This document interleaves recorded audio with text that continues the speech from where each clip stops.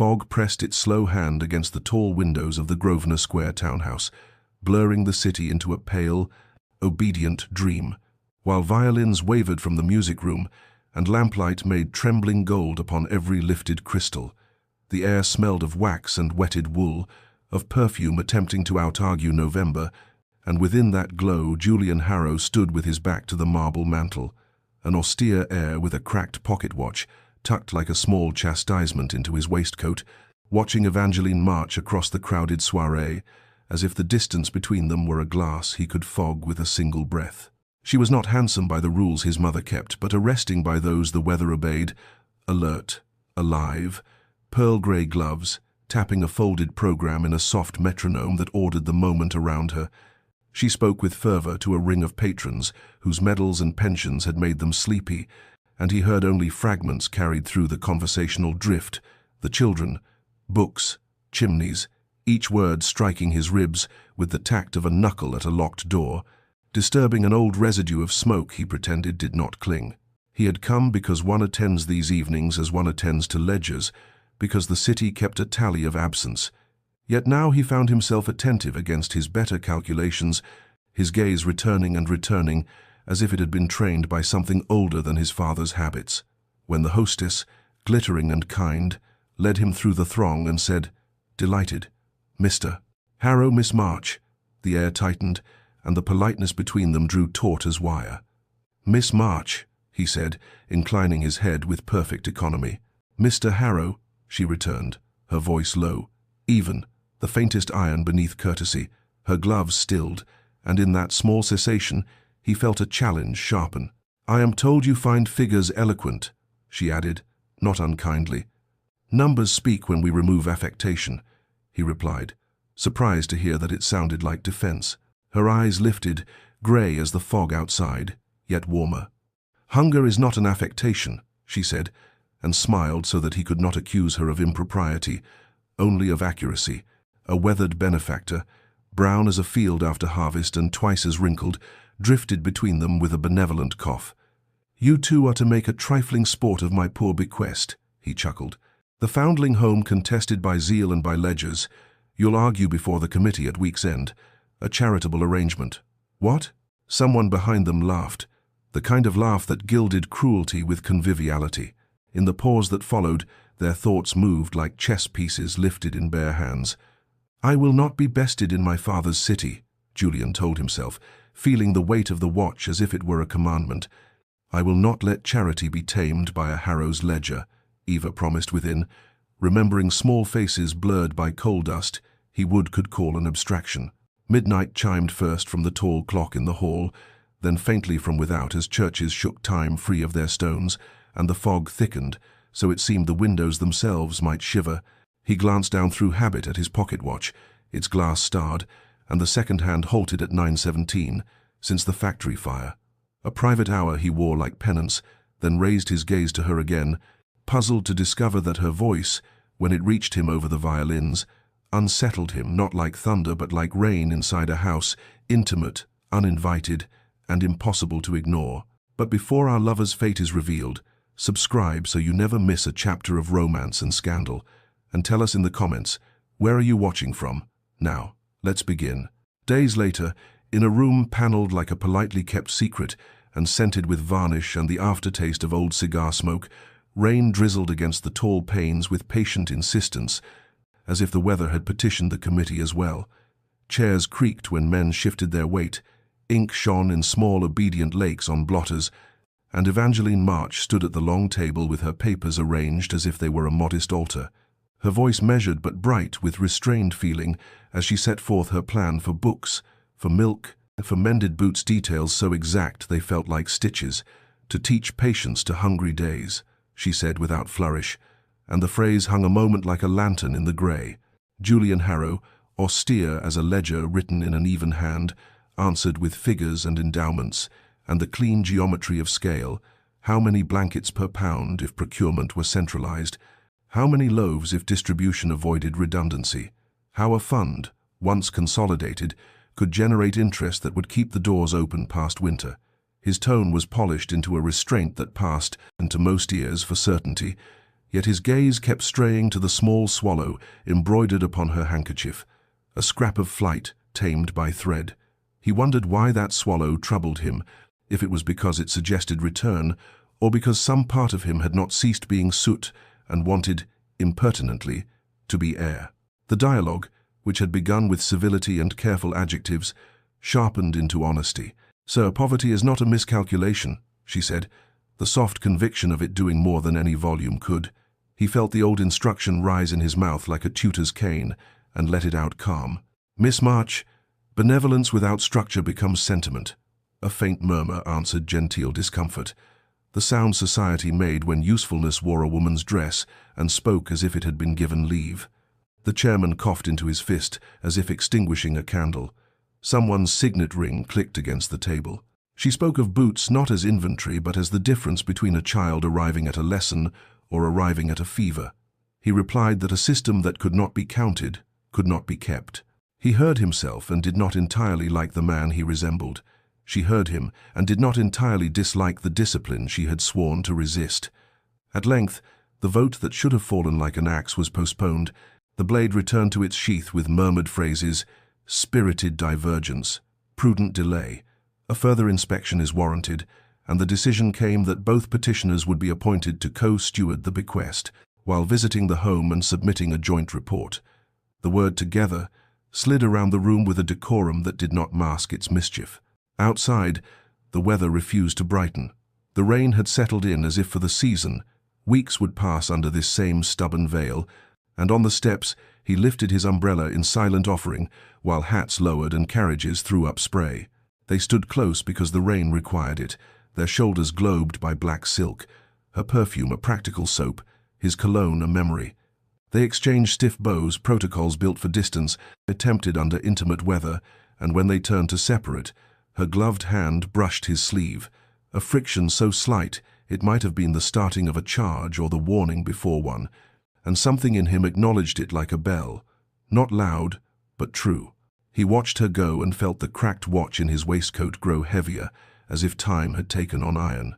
Beneath the rain's whisper he heard again his father's voice, or memory damp with smoke and commandment. "Do not blink in a negotiation. Blinking concedes the world." And he stood there with water sliding off the umbrella's rim and wondered, for the first time, whether there were worlds one ought to concede that better ones might be built. The carriage jolted as if the road had taken offense at its own stones, wheels striking ruts with a rhythm that made conversation brief and thoughts long. Damp crept up from the floorboards, the horse's breath smoked, and the river smell arrived before the river itself, a mineral melancholy threading through the curtains as if to say, "Prepare." At the riverside, the foundling home leaned like a veteran bearing weather and years in its hinges, its bricks freckled by old soot and brine. Gulls wheeled and cried, thin knives of sound in the grey sky, and the Thames breathed in a slow, grey animal way that suggested a chest rising and falling, patient, unpersuaded by human arrangements. Children's laughter, if laughter it was carried across the yard thin as gull bones, brittle, precious, and Evangeline March stepped down before Julian could extend a hand, her skirt lifting clear of a puddle by inches, her glove finding a small boy's shoulder before she had finished taking in the facade. She knelt without ceremony to tie his ragged bootlace, and when the lace resisted, slick with mud, she simply pressed the knot firm and patted his calf, as if the gesture could be a promise even when string refused to obey. Julian looked away, not from distaste but from the tightness in his throat that felt like the first bars of a song he did not yet know how to play. His fingers touched, absurdly, the cracked watch through his waistcoat as if to remind himself of the hour he had given himself to remember. Mrs. Ellaby, the matron, met them in the entry with a countenance of brisk kindness and the look of someone who had learned to spend softness like coin without making it cheap. "You are the ones who will inspect us into a better winter," she said, not smiling, yet grateful, and led them through narrow halls, where paint peeled in thoughtful curls, and the air held that mingled scent of soap, starch, and damp wool that belongs to institutions of survival. A shelf held 3 books, faded spines, cracked leather, and Eva paused at them as if before a cathedral, one gloved finger resting on a title until her breath steadied. Julian saw the same shelf, and read the absence around it like a ledger note in red ink, reproach written in dust. He counted things: slates missing on the roof, a window that would not shut, the distance between kitchen and dormitory, and how many minutes cold could steal from a child in transit. Eva noticed other arithmetic, the quiet humiliations in small bodies. "He hides his bread," she whispered as they passed a bed where a heel of yesterday's loaf poked, shamed, from under a thin mattress. A girl's hem had been lengthened twice and still revealed her ankle. A boy's cough was a metronome for a winter not yet finished. Her voice made compassion sound like a series of practical instructions, and he heard it that way, surprisingly grateful for orders he could obey that did not come from a dead man's habits. In the classroom, chalk dust floated like tame weather. A small girl with hair the color of tarnished brass approached Julian with both hands cupped and offered a paper swallow folded from some old advertisement, its creases neat but uncertain, its beak slightly blunted by hope. His hand trembled when he took it, and he did not know whether the tremor began in muscle or mind. Something unlearned shifted behind his ribs, like a new tide turning under a bank of stone. He tucked the bird into his breast pocket near the watch, and for a pulsing second he imagined one might teach the other to move. On the quay afterward, wind dragged at Eva's hat ribbons, so they wrote impatient cursive in the air. The river licked at the steps in small rehearsals, and the sky thickened in that way, which meant rain would be promoted from rumor to governance. They spoke in the measured tone of people, intent upon disagreeing without breaking what they were only just beginning to recognize might be useful. "Ends without means are wishes," he said, the old grammar of his house arranging his mouth. "And means without ends are machines," she returned, not harsh, only exact. "Do not file down need until it resembles neatness." He gestured toward gutters and ledgers, to routes for coal and milk, to economies that could be coaxed from waste. She pointed, with the same hand that had tied a lace, to mouths and habits, to the way fear made children hoard, and how only predictability could unbecome that fear. Rain began, first a scatter, then a pattern dimples stippling the river's surface like braille, the world briefly legible even to those who had not yet learned to read, and he produced his handkerchief in reflexive gallantry. She declined with a cool inclination of the head that left no wound, only a lesson. Water beaded on her lashes and did not fall. Yet when he turned, stung foolishly by his own useless linen, he found her gaze not on his face but on the star of cracked glass at his waistcoat. She looked at the watch as if she could hear its unending silence better than he could, and for a moment, in the rain, between the river's slow breathing and the gull's thin cries, it sounded to both of them like a clock biding its time. Weeks passed, and what began as correspondence clipped to courtesy, "Dear Miss March, in response to your memorandum," "Mr. Harrow, I acknowledge receipt," lengthened by degrees, the sentences unbuttoning just enough to admit weather and detail, children's names appearing like careful footnotes beside requests for coal and boots, marginal notes about a boy who would not sleep unless a book was left open on the chair, a girl whose cough softened when she was given warm milk at dusk. Figures marched between them, but around those figures walked small observations, as if the arithmetic were escorted by life itself, and their tones, once parched, began to carry a low music of mutual attention neither wished to name. Late one evening, after the ink on his reply had dried with a patient shine, "We will reduce night drafts by sealing the west windows. I have a man who can oblige without offending the plaster." Julian, and unbidden by any sensible motive, found his way to the music room, a place he had avoided as if it contained a mirror that showed him too young. The piano, a sober instrument under a film of dust fine as grief, received his hands with the indifferent generosity of old friends, and he let a waltz fall out of him in half-remembered spirals, a tune his mother had once teased from these very keys in afternoons, before smoke had taught him other lessons. The housekeeper, passing like an accustomed ghost, stopped and put a hand to her apron, as if to still her own surprise. "Master Julian," she said, and the name sounded like a remnant from a softer grammar. "It's been years." He nodded without turning, feeling the cracked watch a stone at his breast, the paper swallow from the schoolroom propped against a candlestick, as if it too were listening, and thought, with a jolt almost like comfort, "I am not finished after all." Across the city, by lamplight that made her small parlor glow like a lantern set before a shuttered street, Eva read his latest letter, the hand precise, The phrases modestly exact, and paused when she came to that line about the west windows. Her mouth, which had learned to hold resolve as if it were a coin that might be spent only once, relaxed into a smile that no one saw. At their next meeting, in a room that still smelled of old varnish and a recent raincoat, she brought a list written in a neat hand, each item a thread that, properly tied, would mend something larger than itself. He admired. With a start he concealed. The discipline braided into her softened tone.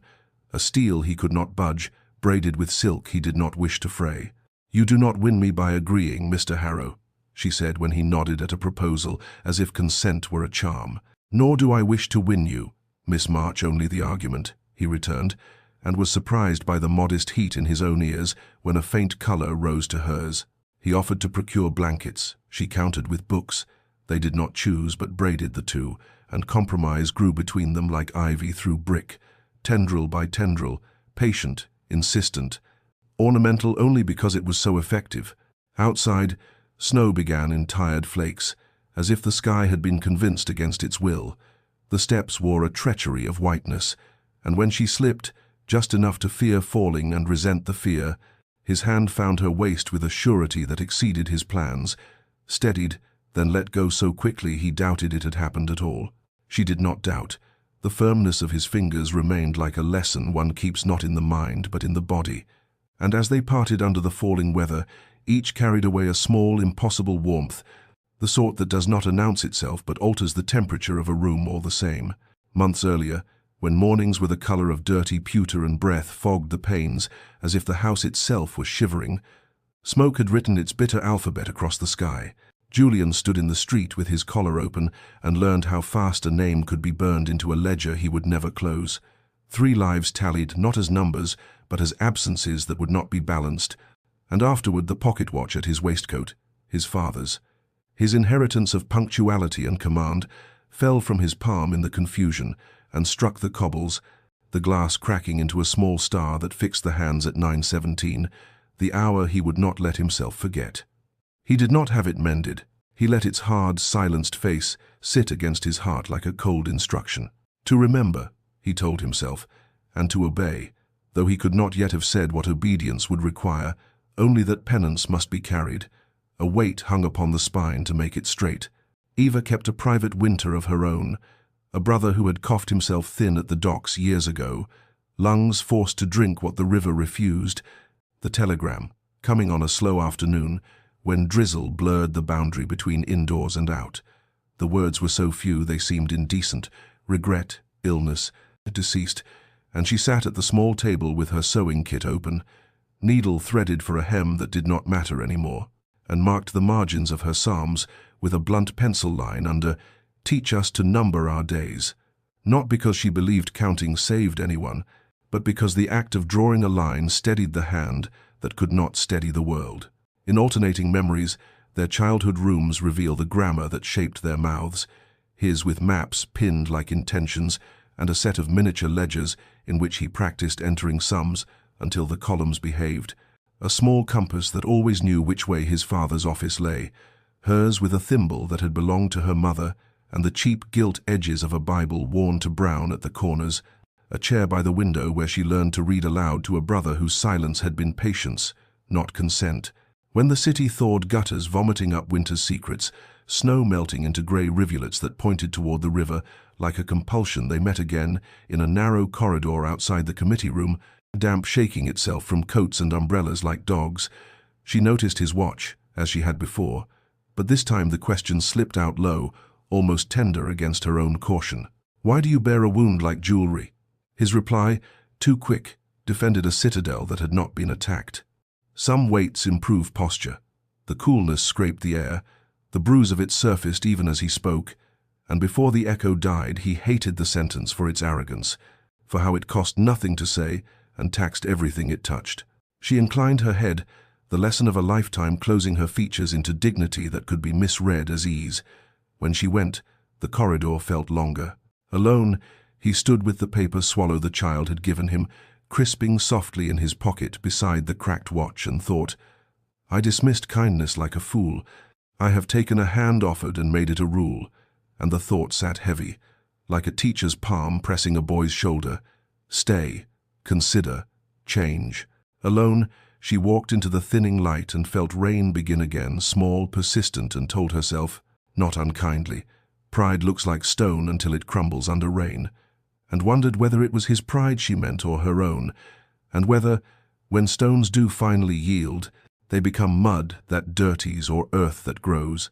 The watch at his breast kept its unending silence, a stopped star.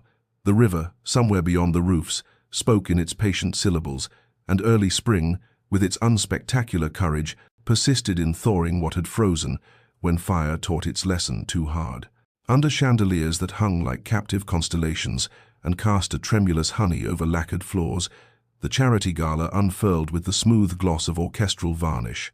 Laughter floated in layers, a practiced brightness polished by gossip until it shone like a mask, and everywhere velvet elbows and jeweled throats moved in a choreography of wealth, pretending to be weather. Julian stood among it with his posture disciplined into inheritance, the cracked watch a familiar weight against his breastbone, 9:17, always, and the paper swallow a small, improbable fault line in his pocket. The room smelled of beeswax and expensive perfume, and he thought, as the violins leaned into a waltz he recognized like a scar, that he had learned every elegant step and almost none of the ground. Lady Beatrice Lark approached with her smile, tuned to the exact pitch of admiration that did not owe, her arm threading through his as one silk thread finds another. Their history glimmered in the corners of the room, dances, arrangements, the comfortable intelligence of two people who had understood convenience and called it charm. Across the sea of gleam and chatter, he saw Eva not looking at him, which was how she looked best at him, chin set, pearl-grey gloves quiet on the curve of a glass, eyes travelling the room as if taking a census of what could be mended with will alone. A swallow's small curve stitched into her handkerchief flashed when she turned, a signal only if one knew the code.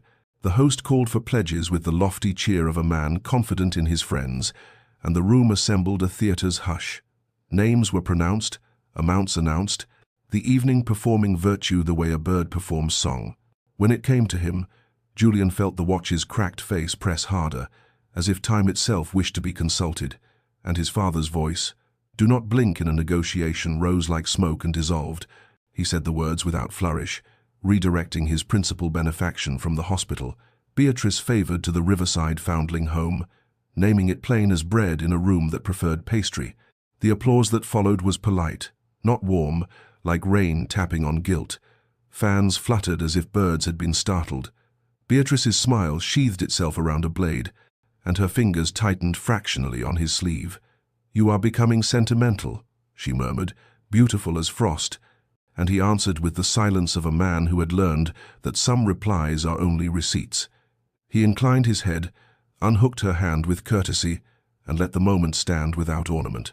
Eva came nearer, not near, and their words moved as if glass were everywhere.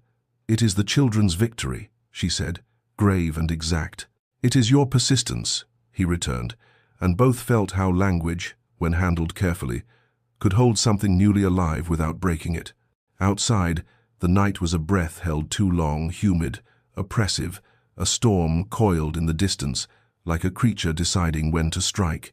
He stepped into it and removed his gloves, skin grateful for unmediated air, thinking, with a steadiness that surprised him, let the weather come. In her carriage, the door shut on a world of lights and voices, Eva pressed the swallow handkerchief to her mouth to keep some unruly tenderness from saying more than was prudent, and whispered into the woven threads, "Do not be kind if it will hurt," knowing kindness could be a wound if offered like a jewel, knowing also that some pains arrive like remedies and do not announce themselves until after the fever breaks. Weeks passed, and rumor, that nocturnal moth, found every lamp of conversation and singed its powdery wings upon Eva's name. A column in a popular daily, written with the narrow wit of a man who confuses innuendo with insight, suggested she enjoyed undue influence with a certain air, and the words flew farther than truth ever did, lodging in drawing rooms like burrs. The committee murmured in courteous undertones that hurt more than shouts. Letters were shuffled, brows composed into concern that had the texture of accusation. On a grey noon, when chalk dust hung in Eva's schoolroom like a tender weather, a footman in Harrow livery placed Mrs. Harrow's calling card upon her desk as if setting frost on a sill. The lady followed the card, eyes winter-bright, manner tempered into politeness as into steel. "My son is generous, Miss March," she said, each syllable a measured thread, "but generosity must remain decent." Eva, whose dignity did not keep her warm but kept her whole, inclined her head and answered with a restraint that cost her, "Decency is safest, where children are fed and taught, madam," and afterward, when she was again alone among slates and the scuff marks of small boots, she let her fingers rest on the swallow, stitched into her handkerchief, as if on a pulse. Across town, Julian read the column and tasted iron, the old metallic tang of anger and shame mixing until it formed resolve. He felt his mother's influence harden his jaw.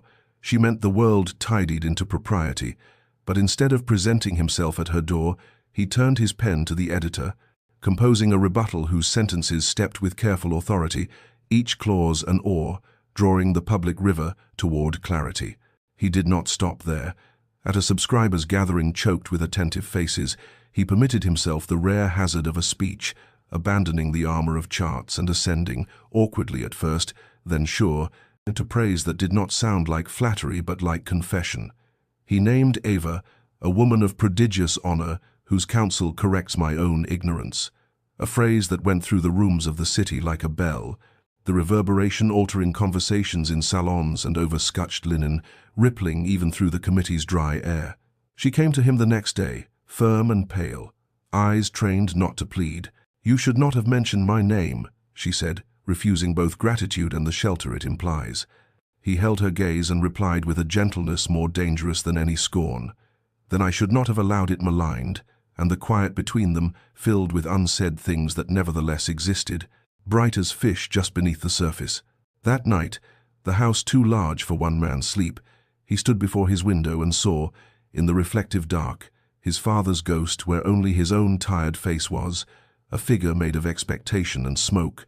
The cracked watch lay against his heart like a stone in a river, and he felt time pressing around it, not moving, forcing him to move instead.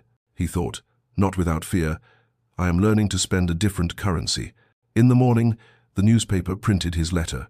Some detractors scoffed men who fear a correction as if it were an illness, while others, unexpected allies, nodded toward the foundling home with new respect. At the school, Eva's pupils, quick to read weather on grown-up faces, filled the slate with small chalk swallows, asymmetrical and brave. She smiled at their flocking and felt something like a cracked window, letting in a palmful of fresh air, a tremulous courage that did not erase the bruise but warmed it from within.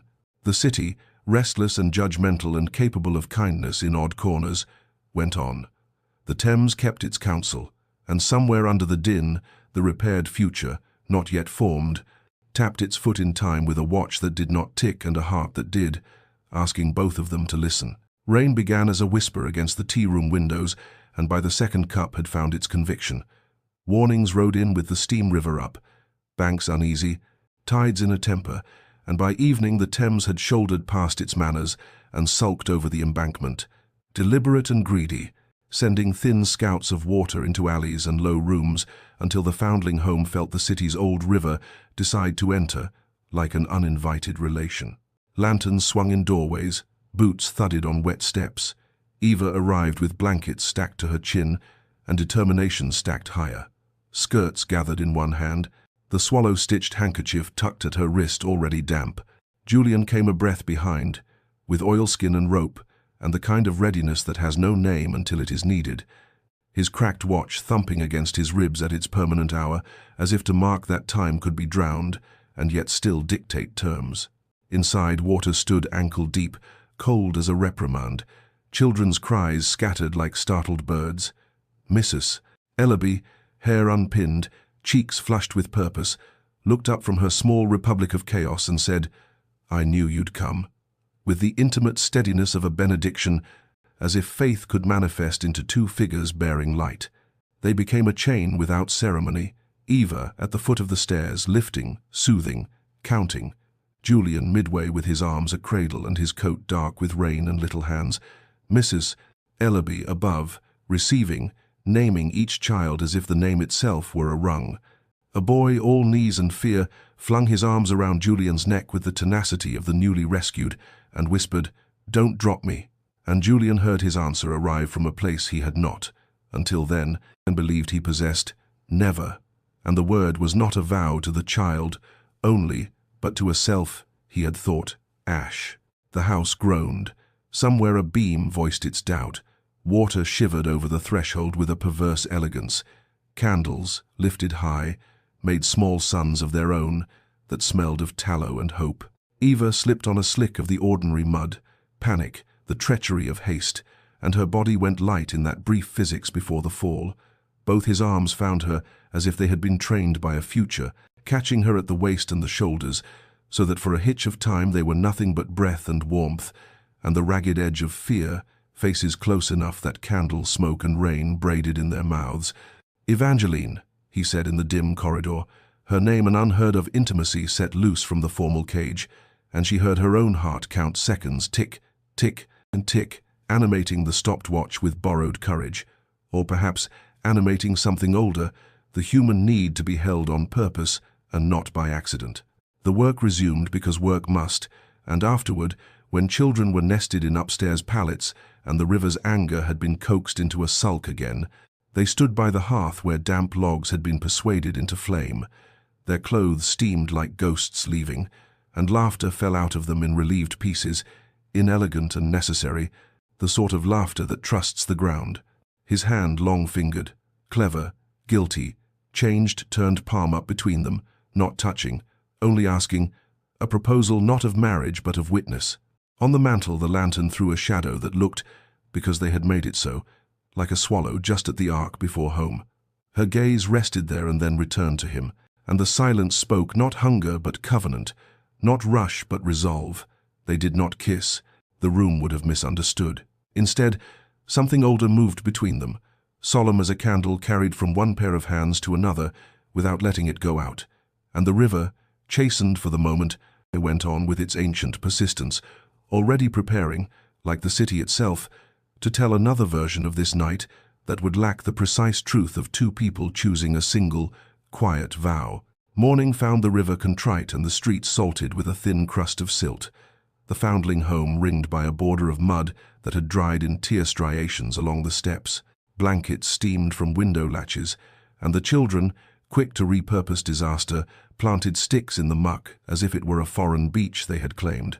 But rumor did not recede with the water. It fattened in parlors and print shops, grew plum-dark and sugary with malice. Alone together at midnight, said the city, rolling the phrase upon its tongue until it tasted scandal rather than rescue. In the committee room that smelled of damp wool and paper, a clerk coughed and the chairman adjusted his spectacles into delicacy while suggesting that Miss March might consider a brief sabbatical whilst matters calm. A phrase that felt like the careful lift of a hem above a puddle and left, her standing in it alone. Eva inclined her head, dignity a garment too thin for weather, yet the only one that fit, and said nothing that would feed them. That afternoon the long room at Harrow House seemed to lengthen further, as Julian, spine straight as a measuring rod and voice controlled to a near whisper, committed his mistake. Miss March, I could, if you permit, arrange a marriage of convenience, he said, and the words were starched, respectable, each button fastened, your work secured, your name insulated, any damage absorbed by my own. And though he looked at his boots as if they might produce better sentences, his eyes when they rose were not convenient at all. She listened as one measures fabric, calmly, exactly. Her answer arrived soft and irrefutable. Do not offer me safety when what I require is respect. And she left him in a room that expanded at once into a kind of uninhabitable ballroom, his father's portrait watching like a ledger with a face. Alone, shame tapped its pen. He understood with the humiliating clarity of a man who has been handed a mirror that he had offered solution where apology belonged, architecture where sunlight was asked for. In the window he saw his reflection take on his father's mouth, willful and incorrect, and he could almost hear the watch against his breast, still stopped, pronounce the verdict of an hour that would not move until he did. Elsewhere, in a schoolroom smelling of chalk and soap, Lady Beatrice Lark arrived on a cushion of perfume and concern. Her smile wore kindness, like a veil so fine it hid nothing. Men are best guided by velvet, she said, letting the word purr, and scandal by neglect. Eva, who had been requisitioning courage by the ounce all morning, smiled in a manner that did not invite furniture to be moved. "I have neither velvet nor interest," she replied, and the older woman's eyes flickered with the recognition of a door politely closed. A week later, a grant, small but essential as a thumb on a page, withdrew with a brisk note that might as well have been a nail. Eva set about packing books the way some pray carefully, with both hands stacking readers and primers into precise towers, arranging sorrow into a shape she could carry from shelf to shelf. The pupils' chalk swallows looked down from the slate like a council of tiny judges. Missus Ellaby stood by with twine and a stubbornness that could outlast winter. Outside, the city performed its indifferent industry. Eva tied each parcel as if binding a wound, thinking not of withdrawal but of what must be written next, and far across town. Julian stared at the unaddressed envelopes on his desk and at the cracked watch glinting its silent hour. Learning, at last, that respect begins with a question and a listening, and that some proximities are priced in patience before they are paid in peace. Nights lengthened, and the house acquired the hush of a church after worship, the air still warm with the residue of prayer. Julian moved through rooms that remembered footsteps, pausing in the music room where the piano's lid reflected the lamp in a wavering oval, and his cracked watch sat upon the polished wood like a verdict a judge had written and left behind. Its silence a doctrine he had obeyed too long.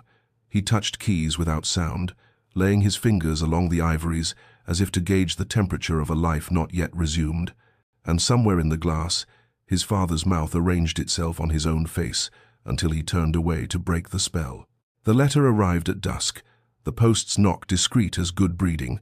The seal was simple wax impressed with a swallow modest, but it read as a crest to him, and he broke it with a care that made him feel both foolish and correct.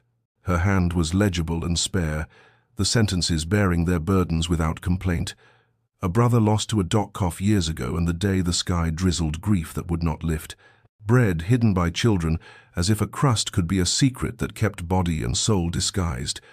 The courage that looks like ordinary tasks. We are made by what we attend to, Mr. Harrow, she wrote, and the line had the cleanliness of a seam pressed flat, offering no place to hide fray. She did not flatter or accuse.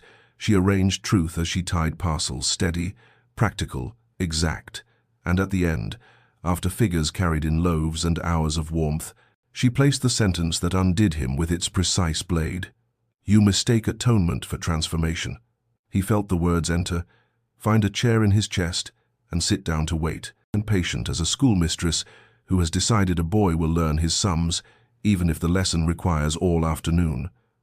The watch on the piano ticked nothing, as if proving her right. He wrote a reply of contrition and arithmetic, and tore it. He drafted an argument dressed as humility and tore that too.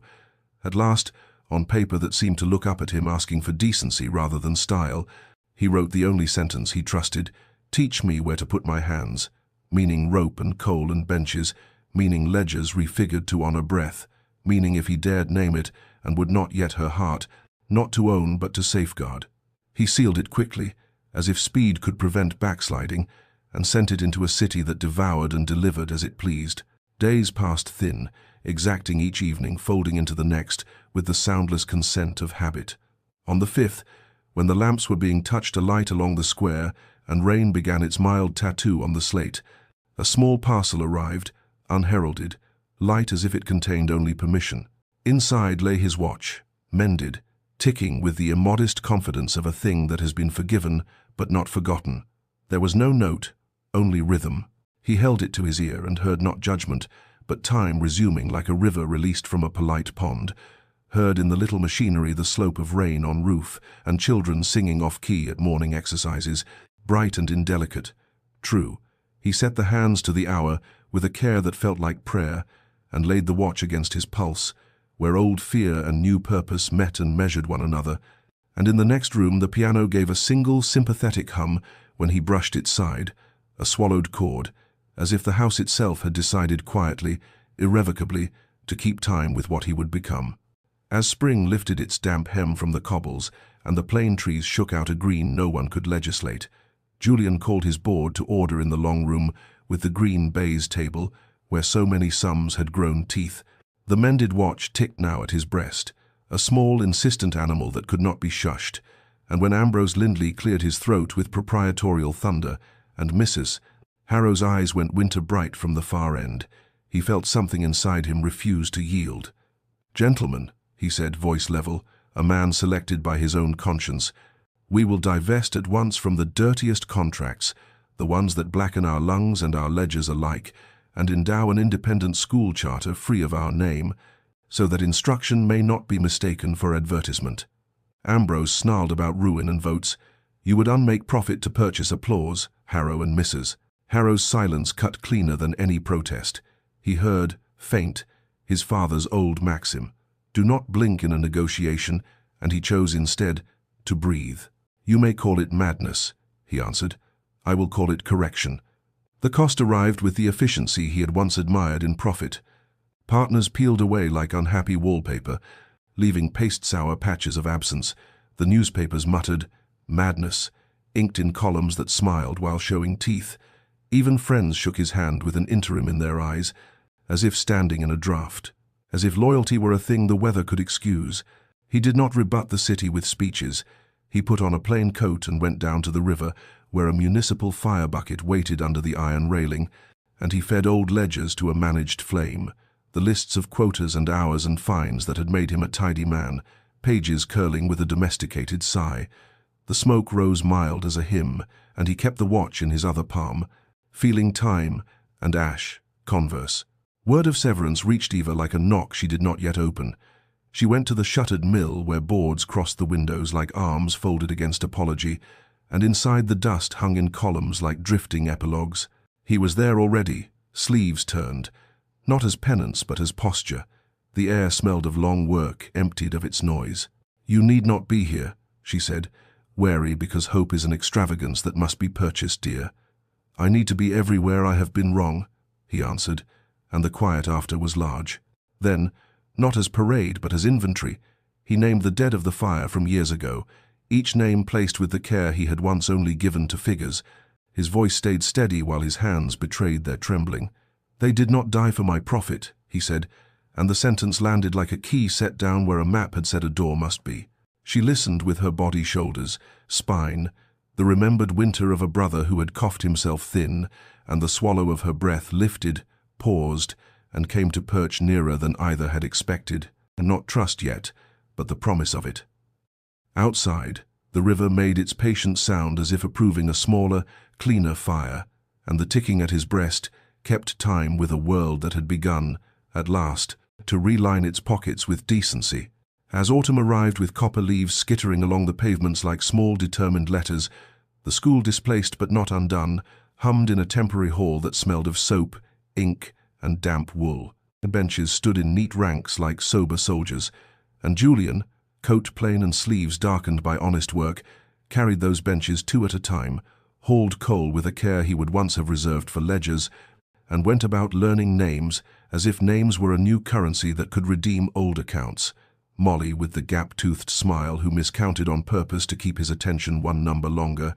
Thomas, who hoarded chalk slivers as if they were eggs that might hatch. Elsie, who would only read if her hand rested on the hem of his sleeve, as if steadiness could be borrowed through cloth. Small moments, small as pins and as necessary, accumulated. He buttoned a child's coat with large fingers that had closed too often around profit, and now practiced gentleness. She corrected his Latin with a low, unembarrassed murmur, "Not esse but idere, Mr. Harrow, when one is speaking of bread," and he took the correction like bread itself. Their looks, once quick and armored, learned to rest. In an empty classroom between hours, dust turning in the angled light, and a swallow chalked days ago still haunting the slate's corner with its suggestion of escape, he found speech emptied of all the strategies that had preserved him. "I mistook money for medicine," he said, the mended watch ticking at his breast like a witness who required no oath. She studied him, not interrogating but measuring, knowing that hearts declare themselves most in the mathematics of tomorrow. "I forgive what I understand," she answered, voice steady, "and what I do not understand I will not hold against you, but remain different tomorrow, and then we will speak of love." Something inside him loosened, not for indulgence but for duty accepted. There are vows one can only make to the future. They walked home beneath plane trees, that seemed to be shedding old arguments with their leaves, the dusk smelling faintly of apples and rain-born iron. His hand hovered near hers, like a sparrow deciding whether to trust a windowsill, and she let the back of her glove brush his knuckles, contact so brief it might have been invented by memory, yet the skin remembered. Rain began light, approving, and he stopped, drawing the watch from his pocket as if producing a treaty. "Hold my time, if you will," he said, absurd and sincere, offering up the small, mended circle that had once been a sentence and now asked to be a poem she could carry. She slipped it into her pocket, the chain disappearing into wool with a whisper that sounded to him like reprieve, and they went on with their speaking and their silences, both changed, their dialogue less armored, more musical short phrases, longer breaths until quiet grew companionable, not accusatory. At her doorstep, the light from within threw a courteous square upon the wet step. He bowed as if before a sovereign who had not only conquered him, but made conquest irrelevant, and when she smiled, it was with the grave tenderness of one bestowing an invisible laurel, not to applaud an ending, but to consecrate a beginning. The weather itself seemed to bless. Part 13. The city woke to a new weather made of whispers and ink, brittle as frost along the railings. Lady Beatrice, elegant as frost herself, cool and exact, set a petition upon certain piano lids and club tables, a document that spoke in silken syllables of improprieties and misallocation, and signatures bloomed upon it like mildew in a damp room, spreading where light was thin and pride plentiful. By week's end, the council had fixed a hearing, notices pasted straight as commandments on municipal boards, and Ambrose Lindley went about with the satisfied air of a man who has pressed a thumb into wet cement. Yet at night, reflected in the dark gloss of his shaving mirror, he looked private, uneasy, cheeks hollowed by the knowledge that he had wedged himself on the wrong side of a changing story. Eva felt the petition's chill in the marrow of her work. At 3 in the morning she stood by the window of her little room, the mended watch warm in her palm, ticking like a small, stubborn heart she had been entrusted to carry, and she whispered to it as to a creature capable of obedience, "Hold," while the city answered in low foghorns from the river, as if some great animal turned in sleep. Julian, for his part, gathered what the truth required. Affidavits from mothers who took off their boots at the door as if entering a church, testimonies from dockmen whose names he now knew without consulting lists, the children's copybooks tied with twine, still smudged with their efforts, letters sturdy as little benches. He wrote late into lamplight, not a polemic but a beam, preparing a speech that would be less a weapon than a lighthouse, a steady turning of illumination toward shoals he had once called home. Beatrice came to him in daylight, dark as polished wood, fur at her throat like a tame winter. In the privacy of his study she offered, without rancor and with a remembered smile, a return to comfort, patrons pliable, newspapers tamed, the old waltz resumed where it had faltered. He bowed to what they had been, without misnaming what they were. "You taught me how to dance, Beatrice," he said, gratitude edged in iron. "She taught me how to walk." Her eyes for a moment showed the wound of accuracy, then she inclined her head, an empress granting withdrawal. Gossip rose to fever, became its own orchestra, violins of insinuation, drums of certainty. Mrs. Harrow, hearing the city's music too clearly, closed her door to Eva with the finality of a ledger snapped shut. It was not a quarrel, it was a climate. Days narrowed toward their appointed spectacle. Children recommitted their swallows to the slate, as if to rehearse the shape of persistence. The night before the hearing, rain threaded itself through the gaslight like fine needlework, and Eva and Julian sat at a small table with plain tea. No declarations poured, only steam. Their hands lay near each other on the wood, two provinces, negotiating a border without emissaries, while in her pocket the watch kept its courteous measure, and outside the river, which had watched empires and errors, kept moving, as if to remind them that history could, if asked and answered properly, be made to change its mind. Part 14. The council chamber smelled of damp coats and ink, a weather made of human breath and municipal paper, and citizens filled the benches with eyes eager for spectacle and ears that wanted, if coaxed properly, to be converted.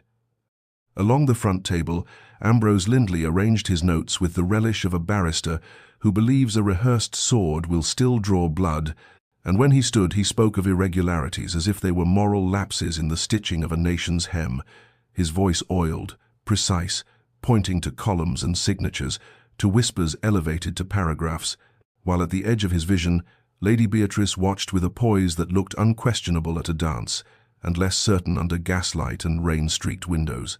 Eva rose first, plain and exact, the mended watch's weight a small, steady tide in her pocket, and her speech unrolled like a seamstress, laying out a pattern upon a table. She spoke of figures in loaves and not merely pounds, in boots mended and not merely ordered, in hours of warmth bought with coal and not merely in the fictive comfort of winter promises. "Here is a week of milk," she said, "and here 24 copybooks for hands that tremble less when they are trusted, and here a ledger that counts nights without fever." And she moved the room not by charm but by clarity, the way a garment pleases when it fits without pinching. When Julian stood, there was a ripple anticipation, suspicion, the city's memory of his name, and he offered first a thin blade of truth, almost nothing. "I have been wrong," he said, letting the words lie without cushion. Then the longer cadences lifted, a modest chapel discovering its organ as he let his voice make a careful, unembarrassed music. "I ask you to believe in what patience can build, not the patience of waiting with folded hands, but the patience of showing up with benches and bread, of learning names, of learning where the draft comes in, and how to seal it. I have mistaken endowment for absolution. I do not ask for your forgiveness, but for the school's continuance."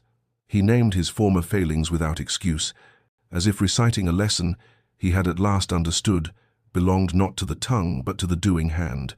He spoke the fire's date, as one says, a psalm, and he let silence do its part, which it did. The room thinned to a held breath, and outside the rain, which had sulked at first upon the panes, brightened into a cleaner drizzle, as if the weather, too, listened and preferred this version. A child unprompted, untrained in decorum's leash, stood on a bench like a small trumpet and declared, "Sir reads us stories." And the laughter that ran through the chamber was not unkind, even Ambrose's mouth unsure whether to condemn or be human. Beatrice's gaze flickered, not quite admiration, not quite retreat, as if a window in her private winter had cracked a degree. The council consulted in a huddle that looked like a cluster of ravens come to a common conclusion. When the chair rose and announced the charter granted, the applause hesitated, testing its own propriety, then gathered as a body finds a rhythm, hands speaking where tongues could not, and Eva's eyes, so often disciplined to brightness rationed, shone outright, a light like a clean seam in good cloth, while Julian, shoulders lowering as if divested of a year's worth of invisible weights, exhaled the long breath he had been holding since he first heard her voice in a fogged room. And beyond the high windows, the drizzle loosened into something almost delicate, the courtyard roses shaking their wet heads as if to beckon whoever had won the right to go outside and speak softly among them. They strayed, as if by instinct seeking a quieter air in which to let the day's verdict settle, into the back garden where the rain had left roses bowed under the weight of their own perfume, each bloom a soft fist unclenching, and the city's noise drays and arguments, triumphs rehearsing themselves. Already in parlours thinned to a distant sea-combing pebbles. Gravel complained politely beneath their steps, a small sound in a world that felt suddenly attentive, and they stopped near a bench green with a film of moss, not sitting, as if to sit might concede too much to comfort too soon. The breath between them was warm with effort and rain, his coat still damp at the seams, her gloves a shade darker where the drizzle had insisted, and for a moment they practiced the old caution, the old diplomacy of hands that do not reach, of eyes that look at the roses in order not to look at the person who has become a rose's rival. And then Julian, as if hearing some inner gavel call him to a jurisdiction beyond committees, let the words come as quietly as he knew how, which turned out to be very quiet indeed, as if not to startle the bird his courage had become. "I love you not for forgiving me, but for demanding I become a man worthy of the forgiveness I seek." The sentence, once in the air, acquired weather and gravity. She felt it land on her breastbone like a lark settling, and in that place where she had learned to store both indignation and mercy, she found, to her own surprise, something lighter than either. "I love you," she answered, and her voice was smaller and truer, without embroidery, for noticing the bread hidden in little hands and doing something about it. And then she laughed soft, astonished by the ease of the phrase, as if relief itself had a sound and had chosen hers. And under that laughter he felt his old life step back a pace to let the new one enter with its parcels of duty and its quiet pleasures. They moved toward each other without theatre, not as combatants finally conquered, but as diplomats agreeing not on terms but on a country. When they kissed, it was not a trumpet but a vow, not conquest but covenant, and the world did not flare, it deepened, edges softening into meanings they had not known how to read until now. The mended watch, in her pocket, ticked as if to provide a witness's affidavit credible, unshowy, and when he set his forehead against hers, he listened with a reverence that startled him to the ordinary miracle of rhythm, of time that, once cracked, had joined again, admitting a seam you could trace with a fingertip and admire rather than hide. "Tomorrow," she said, because love that is to endure prefers the plain word that faces weather. "Tomorrow," he answered, not in gallantry but in comprehension, because he had learned that time can be coached into kindness if a person keeps his hands steady. The roses exhaled. Somewhere a gate clicked. Above them, a swallow cut the damp air, a quick black syllable stitched across the grey, and they watched it grow small until it was no longer a bird, but a thought moving in the mind's sky, promising departures and returns, promising, like the watch, that what is held carefully will continue. News travelled to Mrs. Harrow's drawing room like a draught one cannot quite locate. Discreet, undeniable, altering the temperature without rattling the curtains, and when Julian stood before her amid the pale upholstery and portraits that watched with the fixed calm of the already decided, she received it with an austere sorrow that set even the tea service to seeming colder. "Your father built a world for you not to need this," she said, and in the pronoun this lay all that she meant, a woman who worked, a wife who would not lounge in safety, a son who declined to be obedient to the architecture money erected. He could have braced. Instead he steadied, as if the new self he had been practicing had found its spine. "He built a world I must rebuild," he answered, and the gentleness in it was not capitulation but craft, a hand learning to plane wood along the grain, and when he kissed her cheek, he tasted the salt of a thaw, not yet a spring but no longer winter. Her fingers, which had been a composition of rings and restraint, softened around the saucer, and she said, "Not blessing but not curse, then do not squander your courage in flamboyance," which he heard as permission to be ordinary and steadfast. That afternoon Lady Beatrice Lark called once more, not to tempt, but to conclude, and Eva met her at the school's doorway that was heavy with unsaid things, the smell of chalk and boiled starch. Children's laughter rolled thin as ribbon somewhere behind her, the street sun striking dust into coins, and for a time they stood, two women who had once been adjacent to the same man in different dialects of knowing. Eva offered her hand, a simple shape in space, and Beatrice, whose hesitation was always elegant, took it at last. "I will not be your friend," she said, the honesty like a clean seam, "but I will not be your enemy." And a strange mercy hummed between their palms, as if a wire had been strung there to carry something useful later when alarms might ring. The city, which had been watching as cities do, pretending not to, seemed to approve. Sun slanted through soot, as if making a vow to attempt beauty anyway. A costermonger tipped his cap without quite knowing why, and a cluster of children uncoached, most politics beyond them, cheered the way only children can, with the pure accuracy of hearts that read tone better than letters. Plans unfurled not with trumpets but with string and paper. A modest wedding, invitations few and precise, intentions many. Mrs. Ellaby offered a corner of the home's courtyard for garlands that would later be paper swallows cut by small hands. A neighbour with a good coat, but no taste for crowds, promised chairs. Julian counted coins and time with the same care he had once given to margins, though now the arithmetic felt like prayer. Eva measured fabric for a dress that would not hinder the afternoon's reading. Love, here, declined spectacle, and became utility made radiant. Lists that were also tenderness, errands that were vows, a visit to a printer that felt like a blessing. At evening, when the light took on that late exhausted gold of a city that has worked and intends to again tomorrow, Eva sat at her narrow desk, the mended watch breathing a patient metronome beside an ink bottle, and opened the journal in which she had for years written to a brother who could not read her any longer. She told him, as she always did, The plain facts, this child's cough gone, that copybook full, Mrs. Harrow's eyes thawing by degrees, and then she paused, feeling the delicate theft of fear that still crept like a draught under the well-closed doors of happiness, and wrote, steadily to steady herself, "I have found a man who would mend his watch to keep time with us." And as the sentence settled into the page's fibers, she laid her palm over it and listened to the ticking like an oath that time, if held rightly, and would not betray them. Sabotage arrived the way a bad habit returns uninvited, unashamed, pretending to be accident by way of a tin oil lamp in the storeroom, tipped at an angle that no ordinary clumsiness would have chosen.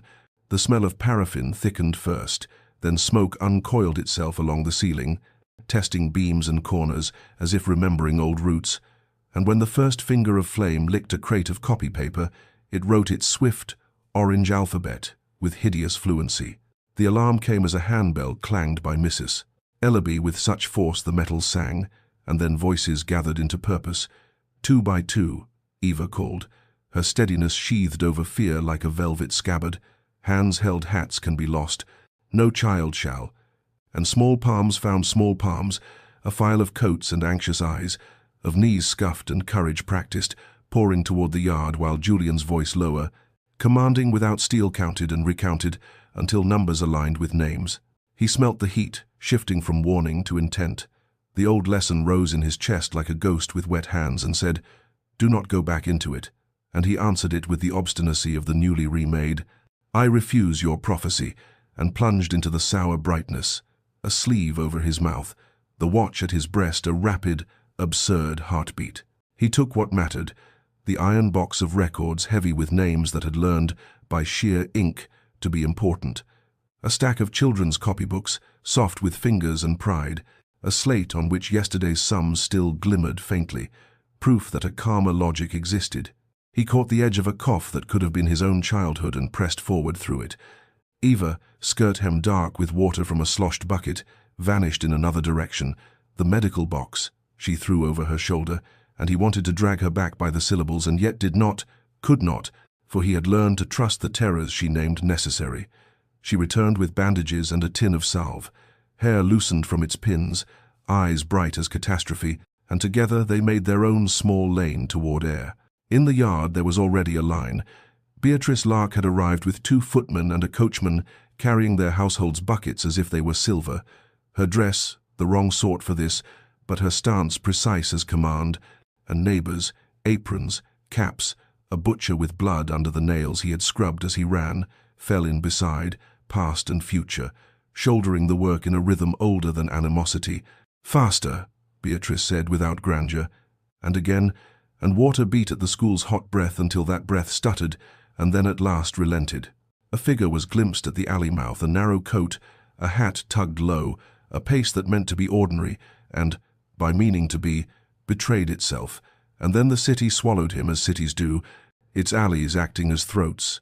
The fire died the way a bully does, with a final protest and a puddle of shame. Inside, smoke drew its handwriting across the walls, a script in char that had something of malediction and, if you looked longer, of instruction. Eva's hands shook when she reached for the bell to silence it. Julian's arm found her waist with a certainty his brain could not yet afford. Soot smeared her cheek like war paint. "No more fires," he murmured, the statement a vow and a plea, the old blaze deep in him answering with a remembered roar that he declined to hear.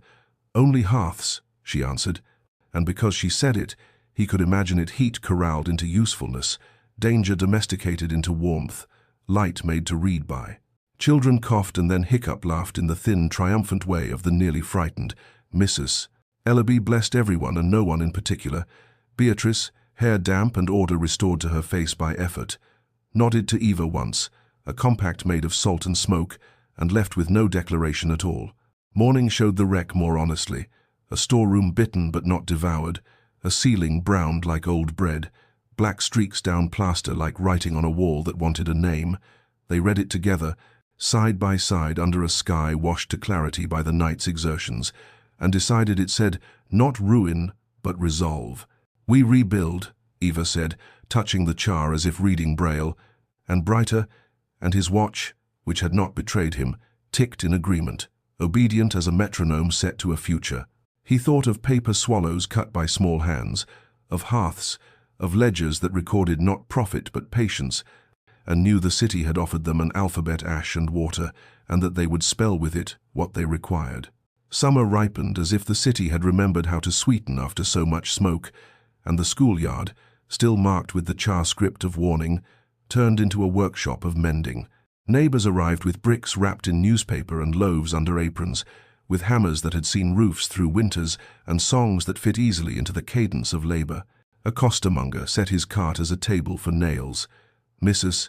Ellaby counted blessings while counting boards, and children, stern with purpose, cut white swallows from cheap paper until the floor was a snowfall of scraps that did not chill. What had been a building became a community, and in that conversion something quiet and stubborn took root that felt like the first proof of their old vow. Only hearths. They married there, in the foundling home's courtyard, beneath a garland of those paper swallows, stringing one low wall to another, like a thought steadied between two truths. The sun struck tin pails into brief halos, boots were polished as best as poverty teaches, and Julian, clean-shaven with a care that betrayed nerves, stood beside Eva, who had chosen a dress that made room for breath and movement, and the passing of a book from one small hand to another. Their vow was simple and exacting as a list written neat for morning. I will keep warm what you bring into my arms. I will turn fear into bread when I can, into silence when I must. And when they said, tomorrow, it sounded like continuity rather than deferment. Mrs. Harrow attended with a spine like an heirloom, her gloves immaculate, her expression careful as a ledger at year's end. Stiff at the first hymn, she softened by the second, and when Eva came near, she whispered, as if confessing an old superstition to be wrong, you look braver than happiness, which might, in another house, have been a benediction. Beatrice did not come, but a parcel arrived ribboned in restraint, books stamped tastefully, and a card in her hand. For the library you insisted into existence, which Eva read twice and then placed for others to see, so that gratitude might circulate without becoming debt. Their first dance refused velvet floors and chandeliers. It was a ring of children, hands linked, knees too enthusiastic, a circle tugging them into the center until the two of them laughed, because there is a humility to joy when it is shared. He laughed unpracticed, surprised to hear himself without restraint, and she glowed as if she had always known that merriment could be managed like a classroom, tenderly. At dusk the city gentled into lavender, and he opened a small box with the formality of apology done right. A locket, modest, inside a picture of the foundling home, its crooked roofline dearer than symmetry, and a sprig of dried heather from the riverside, where wind once dragged at her hat, ribbons. To keep near what we serve and where we began, he said, and she touched the heather as if it still smelled of rain. Later, after crumbs had been brushed away and chairs stacked by boys who looked proud of their usefulness, they sat with their shoulders touching in a room that would be theirs, speaking in the soft arithmetic that had become their dialect sums of blankets needed before. Michaelmas. The cost of lamp oil balanced against the price of primers, the distribution of bedtime stories so no child would be missed. Romance, here, was a shared ledger of kindnesses, entries checked by two hands. When, at last, Eva lifted the repaired watch from her pocket, the very one he once asked her to hold. Hold my time, if you will, and set it upon the mantel above a grate that promised only warmth now. Its ticking did not sound like sentence or penance. It measured not guilt but days, not debt but promises kept in small coin, and its modest music, tick, tick, made a poem in the air. They would breathe together. Years passed. As spring returned, the school thrummed with 1,000 small treads, chalk dust floating in shafts of light like tame weather, trained to behave over slates and heads, and the corridor smelled of soap, pencils chewed to thought, and wet wool hung to steam. A little boy with harrow-dark hair and March-bright eyes ran the length of it with a grin that threatened to be disallowed and never was, his boots knocking out a rhythm that made the day keep time. Eva laughed from the doorway, that laugh that seemed to turn a lesson into a story. While Julian looked up from a chair, he was mending fingers ink-smudged by a morning of lists and nicked by sincere carpentry, and felt astonished the way a man feels who has stumbled at last into the ordinary happiness he had, once, argued was impractical. Happiness, he discovered, did not shout. It tapped along panels with small feet. It asked for another page. It needed 3 more nails and someone to hold the other side steady, and it had a face that could be traced in charcoal and remembered. The city had altered by inches, as cities do. Some mills wore their cleanliness like a new uniform. Some chimneys were quieter. The river smelled less of impatience, and even ambition. That quick horse wore a human face now and then, and did not trample small gardens for sport. Near the school door, a modest bronze plaque caught mourning as if it had been designed to bless. It commemorated the day of the hearing, names pressed into metal like promises cooled to permanence, and the children, forefingers reverent, traced the letters while their mouths practiced the shapes, learning history as they learned handwriting, discovering that language could be both a weapon and a blanket.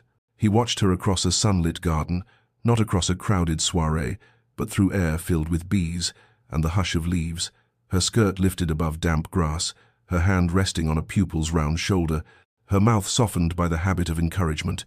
Desire now did not burn him to ash. It held, it circled, it deepened, like the way roots decide upon a stone, and wrap it until stone and root belong to one ground. The swallows returned to the eaves with a competence that made them seem like old neighbors, and their nest in the corner of brickwork brightened with oddities, straw, string, and a narrow scrap of ribbon, the exact pearl grey of the gloves she had worn that first evening when fog pressed itself to London's panes. Their son saw it first, face lifted, finger stabbing joy upward. "Look, Mama!" And she, shading her eyes, felt the queer, hopeful doubleness of time. What had been armor now softened into shelter. That evening rain set about its service with a softness that sounded like approval, pattering the garden just enough to rinse dust from leaves, and they sat by the hearth, where only hearths belonged, a saucepan murmuring milk to cocoa, the repaired watch ticking on the mantel in a patience he had learned to treasure. On the boy's small wrist, fixed with ribbon because wrists were stubborn things, a second, smaller watch his father had contrived for him peeped its lighter measure. Together they made an odd duet, 2 modest hearts at different scales, keeping an agreement between generations, and Julian, with his son's head against his thigh, and Eva's hand threaded with his, where the fire showed their bones as ephemeral as they truly were, thought, "We did not end the world's cold, but we made this room warm." Eva slipped the locket to her palm and held the heather until its memory of rain rose. Outside, a swallow wrote a patient curve over the roof and vanished into the eaves' dark syllable, and inside the ticking gathered domestic sentences into a paragraph that said, over and over and over, "We rebuilt, we keep, we keep, we keep." The resolution did not arrive with trumpets, but with bread cooling on a sill, with benches carried and set in straight lines, with the school's rooms echoing not with calamity but with recitations and small laughter. The foundling home widened a little at its seams to take in more beds, more books, more names, and the marriage, true to its early promise, grew like ivy over sound stone, patient and green, warming brick by mere persistence. When disputes came, as they do, as weather does, they were met with soft, stubborn labor. A walk taken in the drizzle rather than a word sharpened to a blade, an apology placed like a cup of tea on a table whose wobble was already known, a ledger balanced not only in pounds but in kindnesses traded back and forth until evening, asked only for the lamp to be trimmed. The swallow still nested in the eaves, industrious as ever, and the repaired watch on the mantel ticked with the unapologetic modesty of a heart that had learned enough of sorrow not to flaunt its continuance. Some nights, when the city breathed its long coal sigh, and the boy's lighter watch added its chatter to the room, Eva and Julian would listen and recognize in that duet an answer to the fog and glass and trembling crystal of their beginning, not thunder but rhythm, not spectacle but held time. Dear listener, there is a courage that does not glitter. It looks like carrying the other end of the bench without being asked, like mending a watch not to display it but to be reminded to arrive, like apologizing without theatrics and meaning the diminuendo more than the speech. It looks like staying when staying requires the daily refitting of one's pride. Consider how love is rarely the lightning that splits a night, and more often the lamp tended through weathers foul and fair, wick trimmed, glass wiped, flame protected by a hand that has known cold. Consider too that rivalry, when pride is frightened and does not yet know its own better shape, can be the first silhouette of recognition, a circumference one walks until one finds the door. We are each asked, in our own rooms and mornings, in our ledgers and kitchens and mirror-lit corridors, whether guilt will be a monument set high and admired for its misery, or a doorway cut into a wall, we thought load-bearing. Choose the doorway if you can, and step through gently, letting what was once heavy become the hinge. If rumor severs you, let your work speak like rain on slate, steady, cleansing, uninterested in opinions.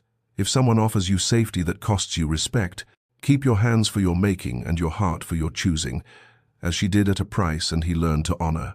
May your days be stitched with small mercies, and your nights keep company with a clock that ticks in time with a kind of future. Take your time, then take another's hand, and in the shared cadence find that rooms warm faster when kept together. If this tale kept you company, carry it forward, build, mend, forgive, and be forgiven. Come again, and let us share more warmth and words by the hearth we make together.